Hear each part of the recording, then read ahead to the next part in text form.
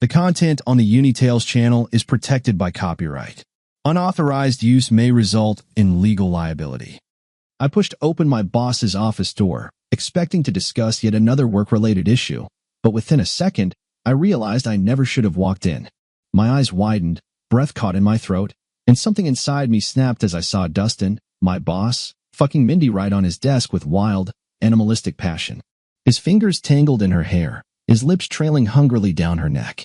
She moaned, arching into him, completely oblivious to my presence. The world shrank to a single, horrifying, pointless, disgusting scene. Rage crashed over me like an avalanche.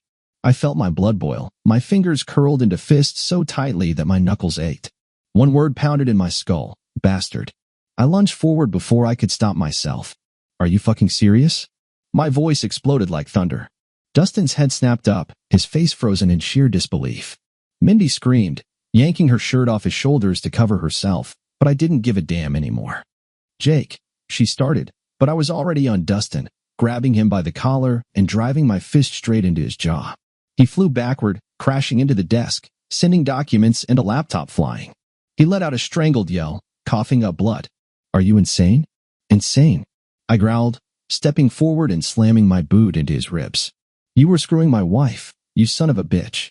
Right on your goddamn desk. He wheezed, trying to crawl away, but I grabbed him by the shirt and punched him again. His nose cracked. Mindy shrieked, but I didn't even glance at her. Jake, stop. You'll kill him. That's a chance I'm willing to take. I snarled, hammering my fist into him once more. Dustin writhed, blood pouring from his shattered face. He weakly raised a hand in surrender. Jake, let's talk about this, he rasped. Talk? I clenched my jaw. You already did plenty of talking with my wife, didn't you? I grabbed his hair and slammed his skull into the desk. Jake, stop. Mindy sobbed now, her voice cracking. I stood over Dustin's beaten body, barely holding myself back from finishing him off right there. My chest heaved, my fists itched to keep going. Somewhere behind me, Mindy whimpered, and Dustin barely clung to consciousness, his blood-streaked face barely recognizable. And then I heard the footsteps.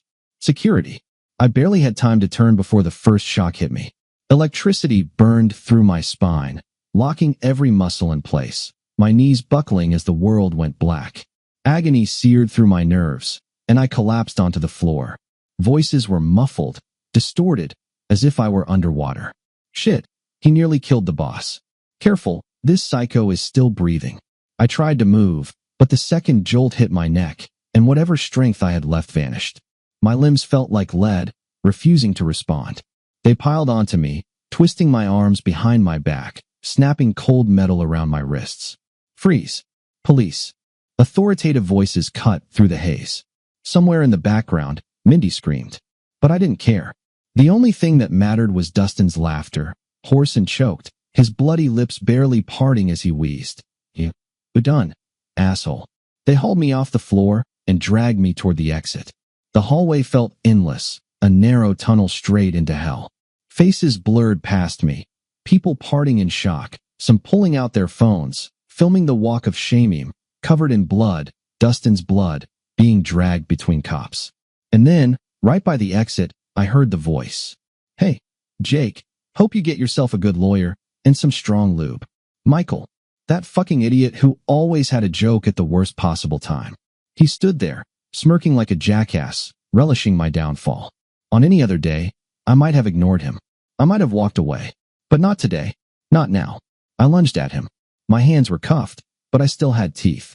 My jaws clamped onto his nose with savage force before he could even scream. I felt flesh, cartilage, and bone give way. Blood filled my mouth. Michael howled, jerking away, but it was too late. I twisted my head and ripped it off.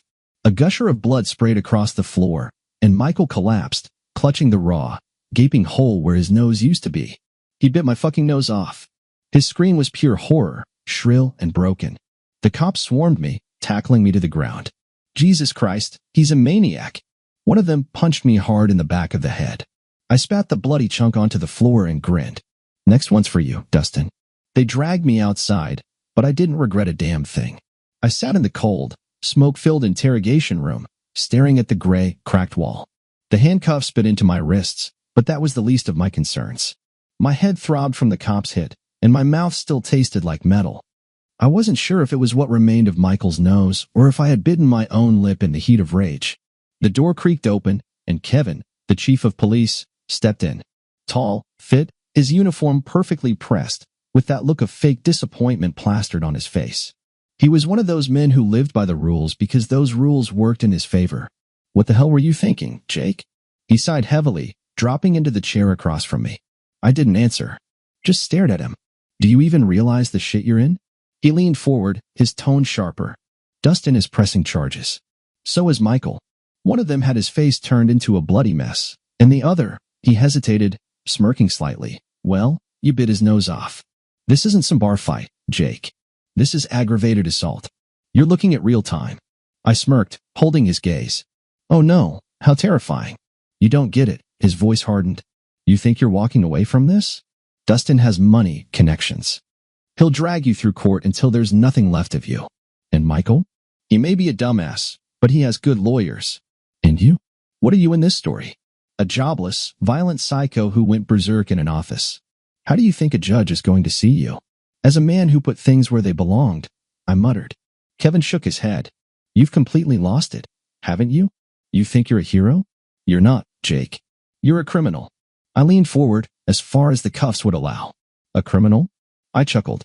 "I'm a criminal because I smashed the bastard who was screwing my wife? Because I tore apart the clown who laughed in my face? What about Dustin? Is he some kind of saint? Or maybe you're just in his pocket. Is that why you're defending him?" Kevin's eyes flickered with anger, but he kept himself in check. "I stand by the law, Jake." "Oh yeah? And where was your law when my boss was shoving his dick into my wife right on his desk? Where was your law when that idiot Michael mocked me, knowing I couldn't touch him? Don't lecture me about justice, Kevin. I just made things right." He studied me for a few seconds, then sighed and rubbed his face. "You know, I actually feel sorry for you. You used to be a normal guy. And now I'm a man who did what had to be done."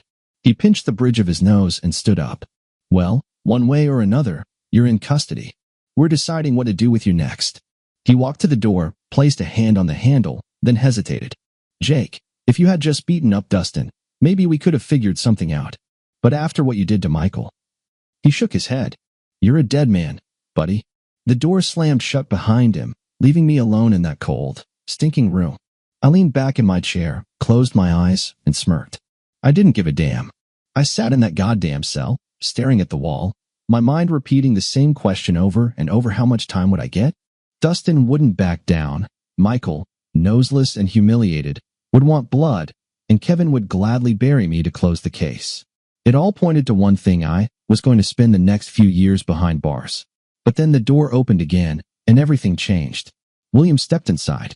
He looked pale as a corpse, his eyes filled with pure panic. I knew instantly this was something worse than all the Dustin bullshit.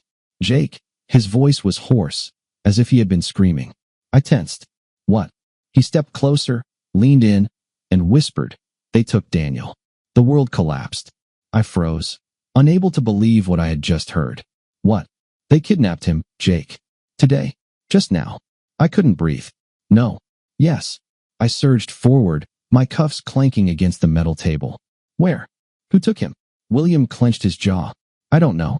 Emma picked him up from school, drove home, and then..." He swallowed hard, his fists trembling. "Two masked men grabbed him from the car, threw him into a van, and disappeared. They knocked Emma out, but didn't touch her. Ransom? Demands? Anything?" He shook his head. "Nothing yet. Just this." He pulled a folded note from his pocket and placed it on the table. My hands trembled as I opened it. Now he will truly pay. Something inside me detonated. I wasn't breathing. I wasn't blinking. The rage inside me burned so hot that the metal of the handcuffs felt like it was heating up. "This is because of me." "I think so too," William admitted, his voice barely above a whisper. I slowly raised my head. "Get me the hell out of here." William met my gaze, swallowed hard, then nodded. "I'm already working on it." I stared at the note, and inside, everything was on fire. These bastards had no idea who they had just started a war with. Mindy didn't know. Dustin didn't know. None of these office rats knew who I used to be. But some people did. In a world where the lines between good and evil were erased beneath the treads of armored vehicles, where dirt mixed with blood, and human life was worth less than a bullet, I was known as the Butcher. I worked in places where regular soldiers were never sent, where diplomacy was useless, and the only language spoken was lead and steal. I was the one they hired when a war needed to end without witnesses. But that was a long time ago. Now I was back. And if these bastards thought they could steal my son and walk away alive, they had just made the biggest mistake of their lives. How are you getting me out of here? I asked, locking eyes with William. He exhaled and glanced at the door. I've set everything up. Kevin doesn't want you out, but I found a guy who, for the right price, is willing to make a few errors in the system. In 10 minutes, there will be a technical failure. Cameras will go dark. Doors will accidentally unlock. I've arranged a way out through the back corridor. There's a car waiting for you. I nodded. And then? Then you disappear, Jake. They'll put out a warrant. They'll hunt you down, but you know how to vanish. You have friends, contacts. I clenched my fists so tightly that the cuffs cut into my skin. No. Then I find them. And I take my son back. William swallowed nervously. Are you sure? More than ever. He didn't argue. He knew that when I made a decision it wasn't up for debate. A few minutes later, the lights in the station flickered. Once. Twice. Then they went out completely. It's starting, William said. I stood up. Somewhere down the corridor, cops started shouting, the locks on the cell doors clicking open. I slowly stepped out, shaking off the handcuffs that had been accidentally left loose. Next was the hallway, then the archive room, and through that out to the service parking lot. The guard at the post sat in the darkness, hunched over his phone. He didn't even have time to react before my elbow slammed into his temple. The car was already waiting. I slid into the driver's seat. William looked at me. Do you know what you're doing? I met his gaze, staring straight into his soul. I'm the butcher. And I'm coming back. I hit the gas. I sped down the highway, gripping the wheel so tightly my knuckles turned white. Only one question roared in my head. Where is my son? They made a mistake.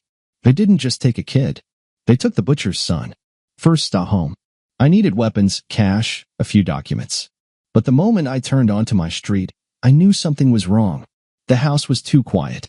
I stepped out of the car, melted into the shadows, and moved toward the porch. Inside nothing. Not a single sound. Mindy was gone, but I didn't give a damn about her. The house was empty. Then I heard it. A low chuckle from around the corner. I froze, listening. The boss said burn it all. Leave nothing behind. Huh, Jake's gonna come back to nothing but ashes. Yeah, and he can burn an M too. I inhaled slowly, feeling the ice spread through my veins. I smelled the gasoline before I saw it. One of them flicked a lighter. Flames erupted, and my house began to burn. This was the end.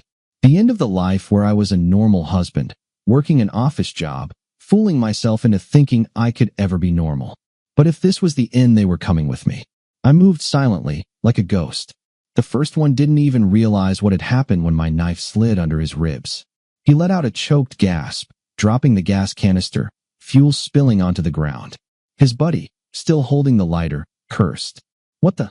He barely turned before I shattered his knee. His scream drowned in the crackling fire. The third was faster. He pulled a gun, almost had me in his sights almost. I twisted, grabbed his wrist, and yanked it downward. A sickening crack. He howled as his arm snapped.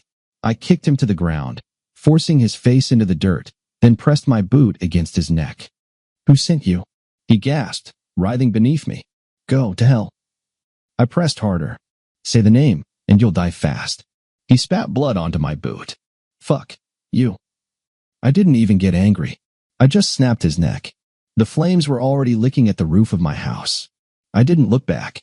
I had no home anymore. But I had Dustin. I knew exactly where to find him. I parked a block away from Dustin's house, killed the lights, and sat for a moment, letting my mind clear of the rage. The burning house was behind me, ashes of my past swirling in the cold night air. But the road ahead it was paved in blood. Dustin lived in luxury, a 2-story mansion, a pristine lawn, a pool, and a garage full of expensive cars. But tonight, he was scared. Through the bedroom window, I saw him pacing back and forth in his silk robe, frantically cutting lines of coke on a mirror. Every few seconds, he'd whip his head toward the door, eyes darting, shoulders tense. His hands shook. He knew someone was coming for him. And he was right. He had never needed security before. Now, he had 5 armed men, 3 patrolling the perimeter, 2 stationed at the front door. I smiled to myself. They thought they were ready. But I wasn't some hired thug. I was the butcher. And no gun would save them. I moved like a shadow, slipping past the cameras. The muffled noise of a TV and pounding music masked any sound. The first guard stood by the pool, lazily scrolling through his phone, oblivious. I was behind him before he could even take his next breath. One swift pull-me knife slid under his chin, straight through his throat. I eased his body down silently and moved on. The second guard, a bald brute with a radio clipped to his belt, walked the back perimeter, casually glancing toward the house. He never heard me. I pressed against the wall, waited for the right moment and struck. My blade sliced into his throat as my hand clamped over his mouth. His body convulsed, then went limp. I dragged him into the bushes. The third was near the garage, smoking, his rifle slung lazily over his shoulder. I picked up a small rock and tossed it toward the fence. He turned. He saw nothing. By the time he felt me, it was too late. One sharp strike to the base of the skull, his neck twisted unnaturally. 3 down. 2 left. The last 2 sat near the porch. One flipping through a magazine, the other glued to his phone. I crouched in the shadows by the garage, grabbed a chunk of concrete, and hurled it at the trash can. A loud clang. What the hell was that? Dunno.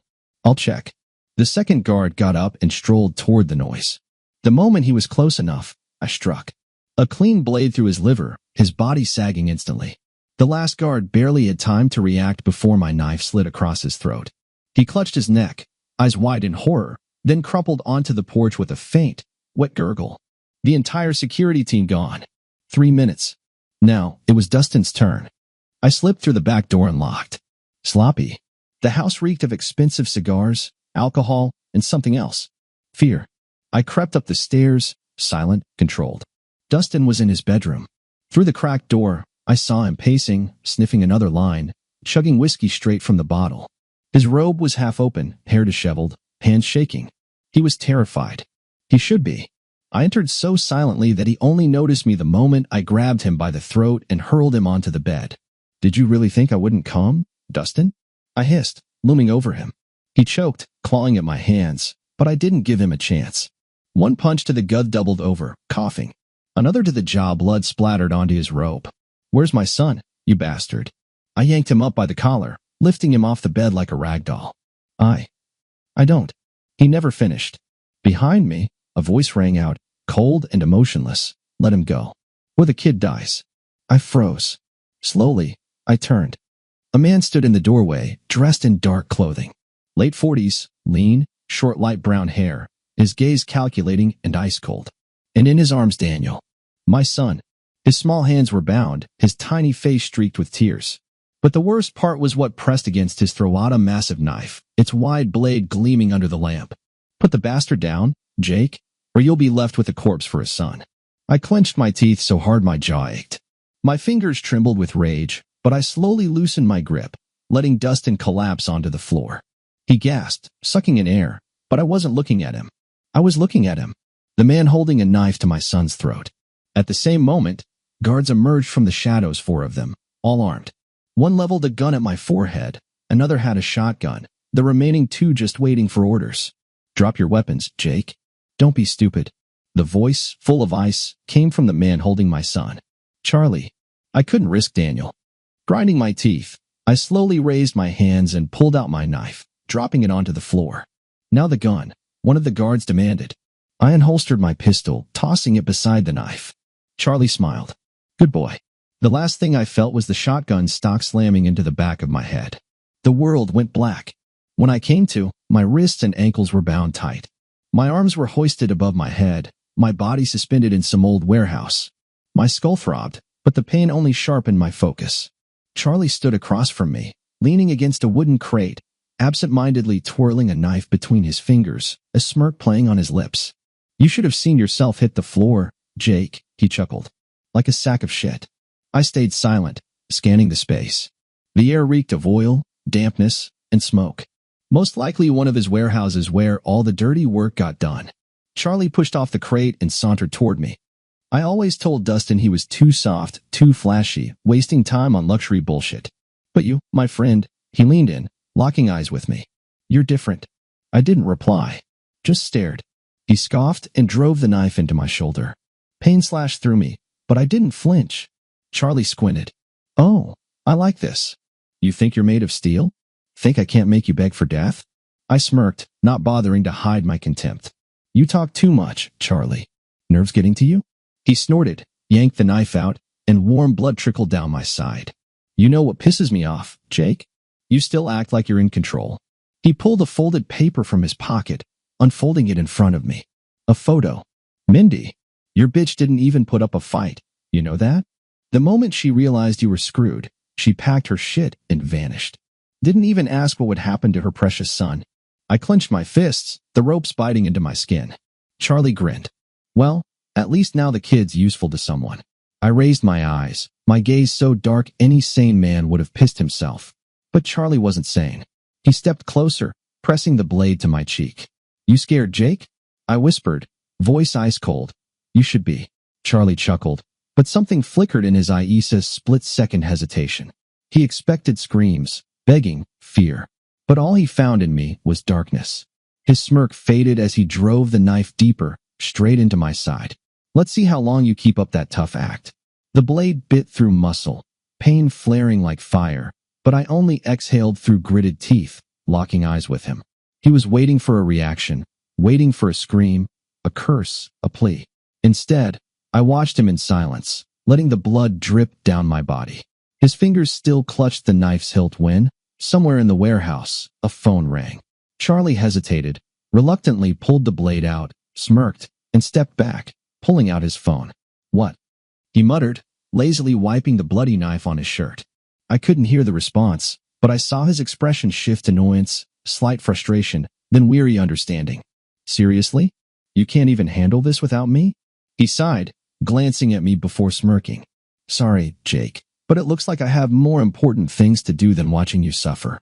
He nodded toward one of his men, a massive brute with a shaved head and prison tattoos snaking up his neck. Kill him slowly. Break everything you can, but keep him breathing as long as possible. When I come back, I want nothing left but a pile of meat begging to be put down. He had already turned toward the exit but paused, looking back with a grin. And while I'm gone, I'll be thinking about what to do with his son. Maybe I'll even like the kid once he gets used to me. I yanked at the ropes, the fibers biting into my wrists, but Charlie just chuckled, threw me a wink, and walked out. The moment the door closed behind him, the entire atmosphere shifted. I was no longer Charlie's amusement. I was now just prey for these three bastards, who had just been given full permission to unleash whatever twisted fantasies their sick minds could conjure. All right, motherfucker, let's see how you talk once we've shattered every bone in your body, sneered the first one, the brute with the shaved head. He was clearly in charge.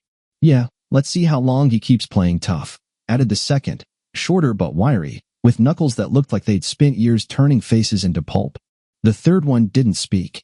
He just pulled out a pair of bolt cutters and clicked them together a couple of times, lost in thought. The brute grabbed me by the hair, forcing me to lift my head. We're gonna cut you apart piece by piece, and you'll tell us when it gets unbearable. I looked at him, my jaw relaxed, my breathing steady. I knew exactly what was coming next. They thought this was a game. They thought I would start begging, writhing in agony like any other man. But they had no idea who they were dealing with. Their mistake started right now. They thought I would break. They thought I would scream, plead, squirm like any other man, but that only proved one thing: these bastards had no clue who I really was. They started with my fingers. The wiry one with the mangled knuckles grinned, setting the bolt cutters around my pinky. Hold on tight, buddy. Wouldn't want your finger flying off, now would we? He snickered, staring at me. I looked him dead in the eyes and smiled. He froze. Go on. What are you waiting for? I muttered with a hint of amusement. That reaction threw him off. He expected fear, panic. Instead, he got pure indifference. Come on, do it. I'll even help. I flexed my hand, moving my finger inside the cutters. He cursed, yanked the tool away, and punched me in the jaw. You want to play tough? Fine, let's see how you smile without teeth, the brute growled, slamming a fist into my stomach. Pain shot through me, but I only exhaled. They beat me, broke my ribs, burned cigarettes under my nails. But I never made a sound. I was waiting. They grew tired. They thought I was too weak to fight back. And that's when I made my move. One of them got too close, leaning in to spit in my face. I ripped my hands free. The ropes had loosened. I had been working on them this entire time, slowly tearing the knots apart without them noticing. I dropped down, slamming my forehead into the first guy's face. The second reached for his gun, but I twisted, grabbed his wrist, and yanked it down so violently that his bones snapped with a sickening crunch. He barely had time to scream before I smashed his face into the wall. The third was already going for his knife. I knocked it from his hand and buried the blade into his thigh. They lay sprawled across the floor, writhing in pain. And that's when I saw it. On the table, wrapped in a leather sheath, lay a massive cleaver. I walked over, wrapped my fingers around the handle, and slowly pulled it free, admiring the razor-sharp edge. "Oh, hello there, sweetheart," I muttered, turning the blade over in my hands. I turned to them. "You know, it's always a pleasure reuniting with an old friend. This right here? This is my favorite tool, or as they call it, an instrument of labor." The brute, panting heavily, started crawling backward. "Wait. What?" I tilted my head, twirling the cleaver. "You're not against a little conversation, are you? Because I've got a hell of a lot of questions." I took a step forward, and they scrambled to back away. "Where's my son?" "We don't know, we swear." The cleaver whipped down, slicing through one of their hands. A finger flew across the room. "Arg, fuck, you psycho. Let's try that again. Where is my son?" The wiry one panicked first. "Charlie took him. He's at the docks, warehouse 17. Charlie said he'd decide what to do with him." I nodded. "See, that wasn't so hard." And before he could even feel relief, I slit his throat open with a single stroke. The other two screamed, but I was already on top of them. I carved them apart methodically, slowly, with pleasure. They begged, shrieked, tried to fight back, but the cleaver did its work quickly. By the time I was done, the room was painted in blood. I wiped the blade clean on one of their corpses and headed for the door. "Warehouse 17. I'm coming for you, Charlie." I stepped out of the warehouse, leaving behind nothing but blood, corpses, and the stench of fresh death. The night was warm, yet the metallic taste in the air lingered. Whether from my own blood or the work I had just done, I wasn't sure. Quickly searching one of the bodies, I found a phone, unlocked it, dialed the number listed under a simple contact name, Boss. 1 ring. 2. On the third, he picked up. "What now?" Charlie's voice was irritated but calm. He didn't know yet. I brought the phone closer to my lips and spoke in an even, ice-cold tone. "I'm coming for you." Silence. I imagined him freezing in place, the gears in his head clicking as the pieces of the puzzle fell into place. "Jake, what the fuck? How did you?" I didn't let him finish. I simply tossed the phone out the window, not caring to hear his pathetic attempts to make sense of the situation. Now he knew. Now he understood that I was out. Now he realized that his safety net, me, son, still needed to be kept alive. And that was his biggest mistake. I slammed the gas pedal down, the car roaring forward, cutting through the night. "I'm coming for you, Charlie." There was no time for planning, no room for strategy. I had to act the old-fashioned way, brutal, direct, and without compromise. These bastards still clung to the hope that their numbers and firepower would save them. Fools. None of them would survive tonight. I floored the accelerator. The engine roared as my car tore through the fence, metal screeching, sparks flying, and then, with a deafening crash, it plowed into the side of the warehouse, kicking up dust and debris in an explosive cacophony of destruction. Gunfire erupted instantly, automatic weapons spitting lead at the twisted wreckage. They were shooting blind, shredding the car, thinking I was still inside. But I had never been there. I had wedged a rock onto the gas pedal and slipped out before impact, already moving in the shadows along the side of the building. I moved silently, blending into the darkness until, 10 meters ahead, I spotted one of the guards. He was crouched behind a wooden crate, gripping his rifle with sweaty hands, eyes locked on the smoking wreckage. 2 swift steps, a silent glide to his side. I clamped a hand over his mouth and drove my knife straight under his ribs, feeling the steel slice through flesh. He let out a muffled gasp, body going limp. I held him for a second longer to be sure, then carefully laid him down and took his rifle. Now the real game began. They were still firing at the car, barking orders at each other. Their confusion worked to my advantage. Moving in the shadows, I raised the rifle, aimed, and squeezed the trigger. The first one dropped instantly, collapsing forward with a dull thud, never knowing what hit him. The second turned too late. My next burst tore into his chest, sending him flying backward, crashing into a crate. The rest froze, trying to pinpoint where the shots were coming from.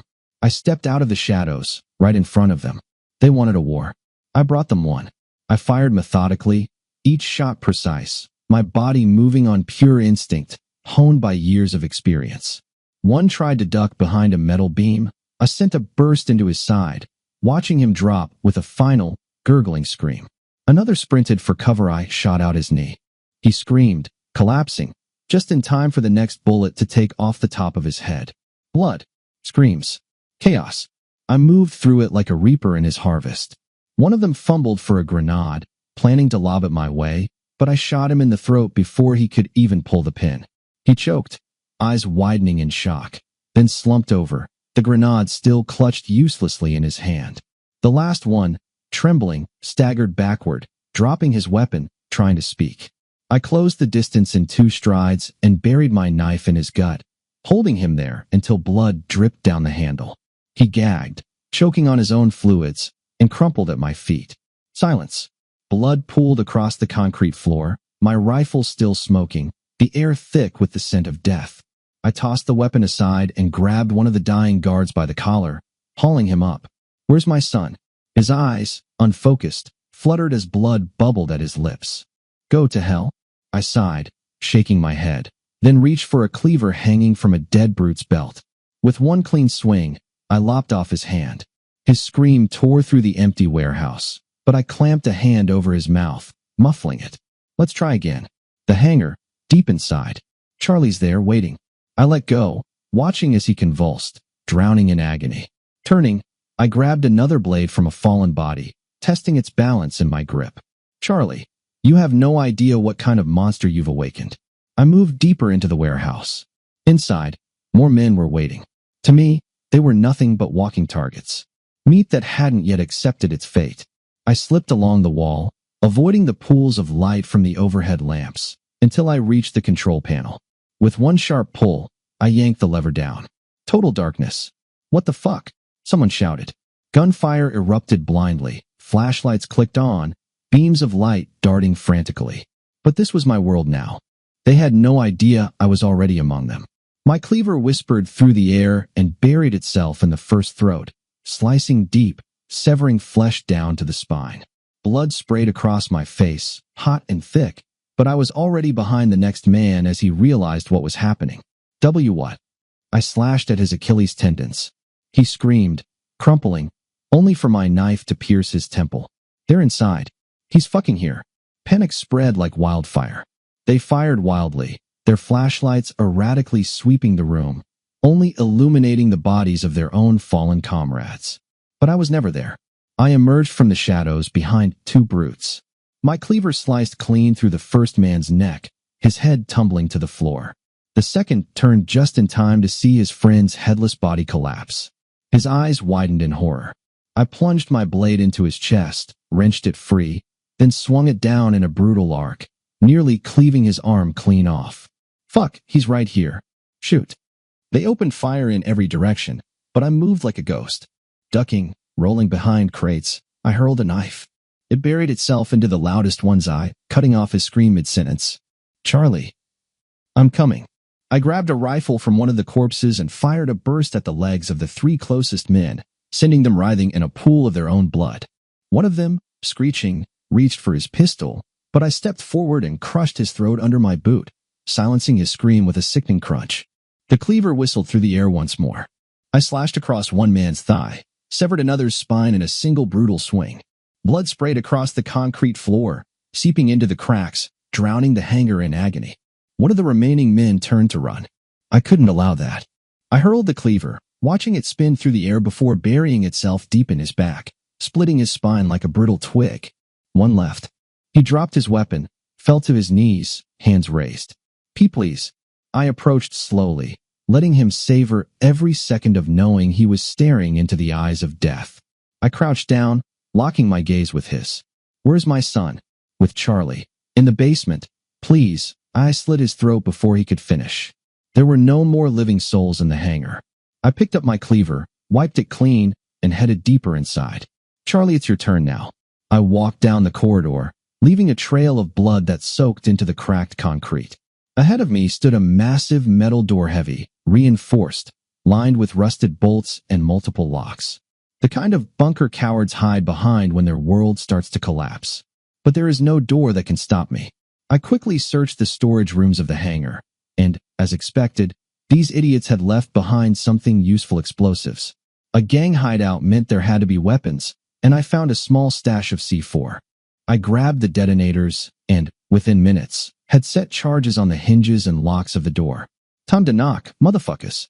I stepped back, pressed the detonator, and the explosion blasted the door apart with a deafening boom, shaking the walls. Smoke poured through the opening as the massive steel slab collapsed inward like a giant guillotine, clearing my path into the rat's den. Inside were Charlie, Dustin, and Daniel. 2 guards immediately raised their guns, aiming at the entrance, but they never got the chance to fire. My hands were already moving. The cleaver whipped through the air, embedding itself in the first man's forehead. His head snapped back, body swaying before he collapsed to his knees, then face first into the dusty floor. The second guard barely had time to process what had happened before a knife buried itself into his throat. He gurgled, stumbling backward, dropping his rifle as he bled out in seconds. The smoke cleared. Now they could see me. I stepped forward. Daniel was tied to a chair, wide-eyed, his face stained with tears and dirt, but I saw the only thing that mattered in his gazelle was alive. Well, hello there, bastards. Charlie, furious, yanked out a pistol and aimed it at me, but his hands were shaking. You crazy fuck. His voice was filled with rage, but fear was already creeping in. Do you even know who you're fucking with? I glanced at him, then at Dustin, trembling in the corner, looking like a man who had just signed his own death warrant. I'm not fucking with anyone, Charlie. I took a slow, steady step forward. You're the one who fucked with me. And that was your biggest mistake. You won't get away with this. Charlie spat on the floor, letting out a nervous chuckle. You don't even know who I am. I have people everywhere. You'll be dead by tomorrow. I took another step forward. Oh yeah? Where are all your people now, Charlie? He blinked, hesitation flickering in his eyes. Oh, right. I smirked. They're already in hell. Dustin visibly shook, his body trembling like rotting meat about to collapse. Charlie glanced around, as if desperately searching for some last shred of salvation, but there was no one left. Listen, let's talk. He took a step back, hands raised, but I shook my head. You still think you're walking out of here? You won't kill us. Dustin shrieked, voice cracking. You're not a murderer. I tilted my head, slowly smirking. Oh, Dustin, you really don't know me at all. I lunged forward, grabbing him by the throat, and slammed his head against the wall. He screamed, blood splattering across his face, but I barely noticed as I ripped his pistol from its holster and aimed it directly at Charlie. Let my son go. Go fuck yourself. Charlie snarled, still clutching his gun, but I could see the fear now. I slowly raised the barrel and shot him in the leg. Charlie screamed, collapsing to his knees, his weapon clattering to the floor as he shook like a cornered rat. I ignored him, stepping toward Daniel. Dad, I'm here, kid. It's over. I cut through the ropes and lifted him into my arms, feeling his tiny fingers clutching at my shirt. Then I turned back to Charlie and Dustin, sitting in a heap on the floor bleeding, humiliated, but alive. I wasn't done yet. They wouldn't die quickly. I smiled at them, the kind of smile that makes men forget how to breathe. Now, bastards, this is where the real fun begins. I glanced down at Daniel. His eyes were still filled with fear, but when he met my gaze, he knew. It was over. For him. Son, sit here. Don't come out until I return. I ran my hand through his hair, forcing my voice to be softer than I felt inside. He nodded, still trembling, but he obeyed. I led him into the next room, shut the heavy door behind him, and slid the bolt into place. Now, I could continue. I turned and slowly walked back to the center of the room. Charlie and Dustin lay on the floor, wounded, beaten, drenched in their own blood but still alive. They were mumbling something, one whispering, please, the other trying to make threats, but I didn't care. Words meant nothing. I stepped closer, raised my knife, and started cutting. I sliced their stomachs open, slowly, watching as agony twisted their faces. They screamed, convulsed, clutching at their spilling guts, but there was nothing they could do to stop it. I grabbed one of their intestines, slung it over a pipe in the ceiling, then did the same with the other. Then I wrapped one brother's guts around the other's, throating them together before hoisting them up, letting them hang by each other's insides. Brothers even in death. I watched their eyes as they died, their bodies twitching, mouths opening as if trying to speak, but it was too late. They no longer existed. When it was over, I scanned the room. In the desk, I found documents, papers, something useful. Dustin's records, linking him to illegal deals, money laundering, human trafficking. Exactly what I needed. I took everything, stuffing it into a backpack, then headed for Daniel. When I opened the door, he was sitting in the corner, back against the wall, but the moment he saw me, he jumped to his feet. "We're leaving, kid." I pulled his jacket over his head. I didn't want him to see. The stench of blood and death was soaked into the walls, but he didn't need to witness this. We walked out. I led him outside, carefully seating him in the car. "Close your eyes, son. Just wait." He nodded, and in that moment, I pressed the detonator. The hangar exploded with a thunderous roar, flames erupting into the sky, shaking the earth beneath our feet. Now, it was finished. I got behind the wheel, flicked on the headlights, and pulled onto the road. We drove into the night, leaving nothing behind but ashes of the past. The silence stretched between us, broken only by the hum of tires rolling across wet asphalt, a quiet reminder that the world still existed. Daniel didn't speak, but I could feel his eyes on me, watching, trying to understand who his father had become. I didn't blame him. I wasn't the same man anymore. "Where are we going, Dad?" "Home." "But we don't have a home anymore." I gripped the wheel tighter. "Then we'll find a new one." A few hours later, when Daniel finally drifted off to sleep, I parked outside a rundown apartment building. Michael lived here, and it was time to remind him where he stood on the food chain. Daniel's breaths were slow and steady in the back seat. I pulled his jacket over him before stepping out into the cold. The stairwell stank of sweat, stale beer, and piss just like Michael himself. I climbed to his floor and kicked the door open without knocking. "What the fuck?" Michael jerked upright on the couch, his plastic container of noodles flipping through the air. He clutched the bandages on his ruined face, as if trying to protect the last pathetic scraps of his nose. "Oh, Jake. Man, you really know how to surprise a guy." He forced a nervous laugh, but it sounded like he was choking on his own spit. I shut the door behind me and stepped forward, glass crunching under my boots. He must have dropped something earlier in panic. "Look, I get it. You're probably pissed about the whole statement thing. But the statement."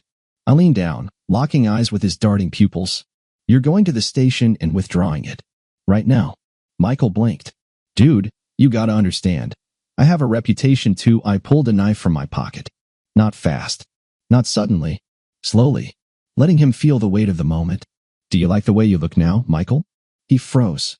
"What?" "You know, without a nose." I tilted my head, studying his mangled face. "Gives you a fresh, open look. People can see exactly who you are now." I dragged the knife's tip lightly across his cheek. Got me thinking, maybe you should experiment with a new look. I smirked. "Like, say, without ears?" Michael swallowed hard, his hands instinctively rising to his head. "Or maybe without lips. You'd have this permanent smile." "Dude, you're fucking insane." I grabbed him by the throat, pinned him to the couch, pressing the blade to the corner of his mouth. "Or maybe we just go all the way and take off your head?" He thrashed, choking. "Oh, okay.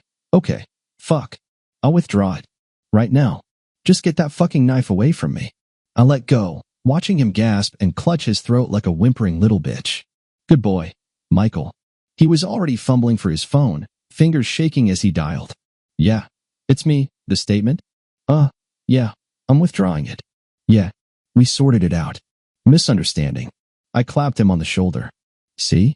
Life's easier this way." Michael exhaled shakily, looking up at me with a mix of fear and disgust. "You know you're a fucking lunatic, right?" I grinned. "I know." And walked out, leaving him sitting in a puddle of his own sweat. Next stop, the cops. I walked into the station and slammed a thick folder onto the desk, filled with documents exposing every illegal scheme Dustin was tied to. The evidence was so damning that not even the most corrupt bastard in the department could sweep it under the rug. Within days, headlines were screaming about one of the biggest financial scandals in the city, linking Dustin to political elites and massive fraud. At the same time, the world learned that Charlie's mafia empire had officially ceased to exist. All charges against me were dropped. I was free. I stood on the rooftop of an old building, looking over the city, a cigarette burning between my fingers. Daniel was safe. I was legally clean. But something still felt off. My hands still remembered the weight of the cleaver. My eyes still saw the guts spilling onto the floor. And I knew that going back to a normal life wasn't an option. But that was a problem for tomorrow. Tonight, I was free. Finding her was easy. Mindy was never smart, especially when it came to running. She had checked into a luxury spa hotel, probably thinking she could lay low until everything blew over. Maybe she thought I was dead. Maybe she thought I'd be locked up. Or maybe she just didn't care. I strolled into the lobby, flashed a polite smile at the receptionist, and headed straight for the elevator without asking for a room number. A couple of bills to a janitor and I was standing at her door. I didn't knock. I pulled out a keycard, swiped it against the lock, and the door clicked open. Mindy was sprawled across the massive bed, wrapped in a white robe, cucumber slices on her face, a wine glass in hand. An open bottle rested on the nightstand beside her. "You've got to be fucking kidding me," I said, leaning against the doorway. She froze. Slowly, she peeled the cucumbers from her eyes and turned her head. "Jake," she whispered. Her eyes widened. Her hand trembled, nearly dropping the glass. She clutched her robe tighter, scrambling for something to say. "How did you find me?" I laughed, stepping into the room. "Mindy, you were never good at thinking." I gestured around at the ridiculous luxury. "Did you really think you could just run, leave our son in the hands of killers, and I'd let that slide?" She bolted upright, took a few steps back as if that could save her. "Listen, I didn't know what to do. I was scared." "Scared?" I nodded, pursing my lips. "Well, let's fix that. I'll help you understand what real fear feels like." I walked over to the table, grabbed her phone, and dropped it into the wine glass. It sank with a soft plop. Mindy squealed. "Jake, that was a new iPhone." I smirked. "Oh no, what a tragedy." She gripped her robe even tighter, backing toward the window. What are you going to do?" I took a sharp step forward. She flinched, slamming against the wall. "I'm taking you on a little adventure." I grabbed her wrist and yanked her toward the door. "Jake, let go. You've lost your fucking mind." I didn't listen. I dragged Mindy out of the room, ignoring her shrieks and pathetic attempts to fight back. When the elevator doors slid open, I shoved her inside, pressed the button, and leaned against the wall, watching her pant, trembling, clutching the robe like a lifeline. "You're not going to kill me, right?" she murmured, licking her lips. I laughed, tilting my head. "Kill you? Mindy, come on. I'm not a monster." The elevator dinged. The doors slid open, and I hauled her into the grand lobby of the five-star hotel. Silence. We had an audience. Men in tailored suits, women in elegant dresses all staring. A waiter dropped his tray. The receptionist's jaw nearly hit the desk. "Mindy, I just remembered something," I said, my voice light. I turned to her with a grin. "You always wanted to be a model, right?" And with one swift yank, I ripped her robe off. She was completely naked. She screamed, grabbing at herself, but it was too late. Everyone saw everything. A few claps. Someone whistled. Phones flashed as people started recording. "Strike a pose, baby. This is your big moment." I laughed, tossing the robe far out of her reach. She shrieked, flailing, trying to cover up, but her hands were outnumbered by the parts she needed to hide. She stumbled, desperate, until a security guard grabbed her arm, trying to escort her out. But I wasn't finished. Oh, almost forgot. I reached into my pocket and pulled out a massive pair of granny panties. XXL. Floral print. I held them up for the crowd to see. "Mindy, since you're out of clothes, here's a little gift. I think they suit your age." The lobby erupted in laughter. Women giggled. Someone filmed a video. Mindy screeched, thrashing in the guard's grip. But I was already walking away, grinning. She wanted to disappear. Now, the entire city had seen her. As I stepped out of the hotel, my phone vibrated. A message from an old friend, one who knew how to destroy someone without spilling a drop of blood. "It's done. Accounts frozen. Cards canceled. Blacklisted from every respectable place. No job. No contacts. She's nobody now. Have a good day, Jake." I chuckled, staring at the screen. Mindy always used to say money was freedom. Well, now she was completely free. I glanced over my shoulder just in time to see her thrown out of the hotel, still naked. The security guard clearly didn't want their establishment associated with a celebrity like her. Then he tossed something at her feet. I didn't even have to guess what it was. The granny panties. Mindy stood barefoot on the cold pavement, soaked hair clinging to her ruined makeup, face frozen in humiliated shock as she clutched herself in pure desperation. I took a few slow steps forward and leaned down, just enough for her to hear me over the noise of the street. "You always said I embarrassed you, Mindy." I smiled. "Well, now the whole city is embarrassed for you." She opened her mouth to say something, but I just turned and walked away, leaving her there, broke, jobless, friendless, and most importantly without me and our son. We drove far away. We left behind burning hangars, blood, betrayal, and pain. All of it belonged to the past now, exactly where it should stay. I knew it wouldn't be that easy to forget, not for me, not for Daniel. But I also knew that life moved forward. We settled in a small but quiet town by the ocean. A house on the outskirts with a big yard and an old but reliable garage. It was peaceful, as if all the horrors we had escaped were nothing more than a bad dream. But there was still an emptiness in Daniel. Despite everything Mindy had done, he still missed his mother. I could see it in his eyes when he sat alone on the porch, absent-mindedly sifting through small rocks, or when he asked me why she had left us. I didn't know how to answer him, but it seemed like life had decided to help me with that. It started when Daniel somehow managed to fall off his bike, scraping his knee badly. "Son of a," I muttered, rushing toward him. But before I even got there, she was already by his side. "Sarah, hey, kid, let's take a look." Her voice was gentle, caring, but steady. She was dressed simply a t-shirt, jeans, her hair pulled into a loose ponytail. But there was something effortless about the way she moved, something I hadn't seen in a long time. "Hold on, cowboy, this is gonna sting a little."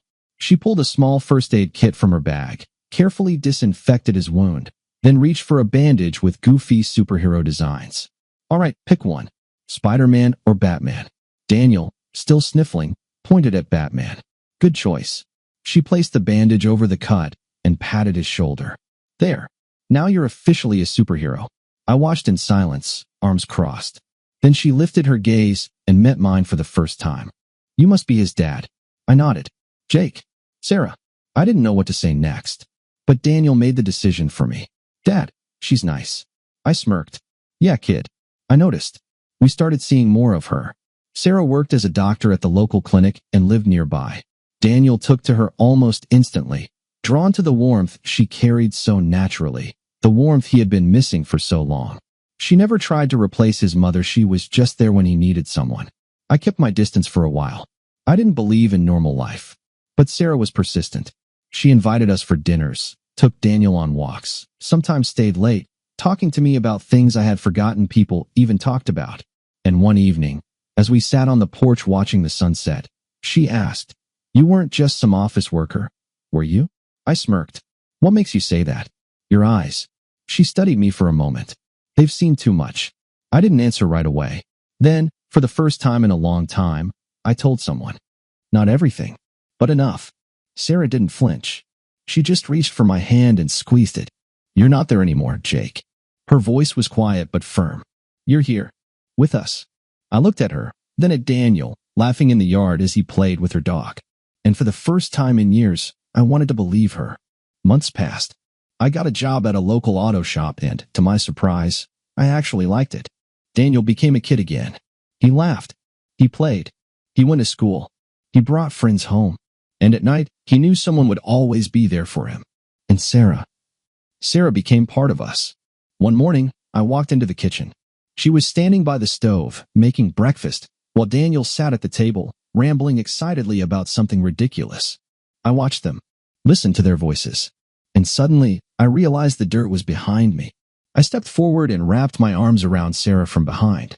She froze for a second, then relaxed into me, placing her hands over mine. "You're finally home, Jake." I nodded, pressing a kiss to the top of her head. "Yeah, finally."